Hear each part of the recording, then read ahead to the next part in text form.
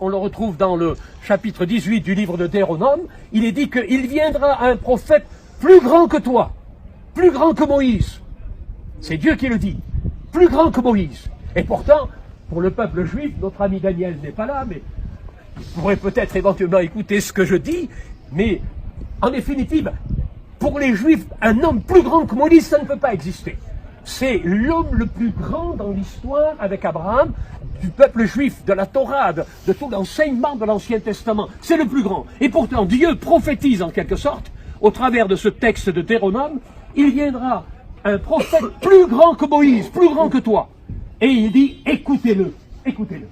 Et là, en quelque sorte, c'est la réalisation de cette grandeur manifestée de Jésus par Moïse lui-même, qui en définitive est à côté de lui, comme pour montrer qu'en définitive, le centre même, il est au milieu, Jésus est au milieu, le centre même de toute la réalité de la Bible, eh bien c'est Jésus. Amen. Moïse est là, les prophètes sont là, au travers d'Élie le prophète, mais le centre même de la Bible, c'est Jésus. Amen. Et laissez-moi vous dire une chose, très rapidement, je ne veux pas vous tenir longtemps, mais dans l'ombre de l'Ancien Testament, il ne faut pas oublier que du temps de Jésus, l'évangile de Matthieu n'avait pas encore été écrit, l'évangile de Marc n'avait pas été écrit, l'évangile de Luc n'avait pas été écrit, ni même celui de Jean, ni même les actes des apôtres, ni même les épîtres de Paul. Le Nouveau Testament n'avait pas encore été écrit, il n'y en avait rien. Ce qui restait, c'était les textes de l'Ancien Testament, la première partie de la Bible qu'on appelle l'Ancien Testament.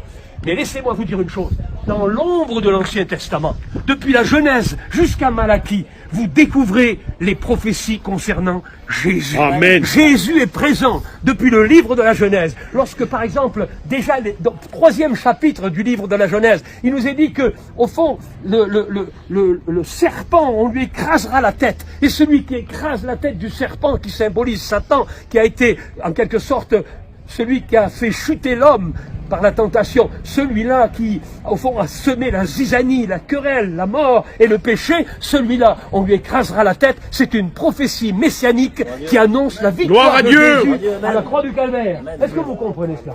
Et puis, quand vous allez plus loin, vous regardez Abraham, le père des croyants, l'homme qui a manifesté un acte de foi extraordinaire, qui a laissé son pays, sa patrie, et qui est parti à l'aventure pour obéir à Dieu. La promesse lui a été faite, il serait père d'une multitude. C'est le symbole même d'une nouvelle naissance, d'une vie changée, transformée par la puissance de Dieu. Et puis, en regardant l'histoire, Isaac, le fils de la promesse, lorsque Dieu lui demande d'offrir son fils en holocauste, il est prêt à le faire par la foi, parce que comme dit l'Épître aux Hébreux, il sait dans son cœur que c'est le fils que Dieu lui a donné, et que même s'il meurt, il sera capable de le retrouver par la résurrection. Et voici qu'il est prêt à sacrifier son fils. Et au moment où il va sacrifier son fils sur le mont Moria, que l'on retrouvera justement à Jérusalem, la montagne qu'on appelle la montagne sacrée, le lieu où aujourd'hui, hélas, il y a la mosquée d'Omar, mais qui était le lieu saint, le lieu où Abraham a voulu sacrifier son fils. La main de l'ange a retenu le sacrifice. Mais laissez-moi vous dire une chose, c'est une préfiguration prophétique. C'est quelque chose de précis, de préfiguration prophétique sur cette même ville de Jérusalem, sur cette même montagne. Christ a été crucifié et Dieu n'a pas retenu sa main, mais il l'a offert.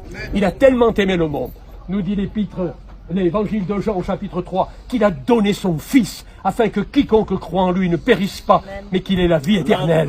Et Jésus a dit lui-même, mais moi, ma vie, personne ne me la prend. Jésus n'est pas un martyr, mais il a offert sa vie. Gloire à Dieu. Librement, il a donné sa vie pour le péché de l'humanité. Et puis quand on va plus loin, laissez-moi vous dire, on franchit les étapes, on arrive à Moïse. Très rapidement, le bâton qui a ouvert la mer Rouge. Mais c'est aussi un symbole de celui qui nous amène de l'esclavage à la liberté. C'est aussi un symbole de Christ. C'est une prophétie de la liberté que nous avons en Christ.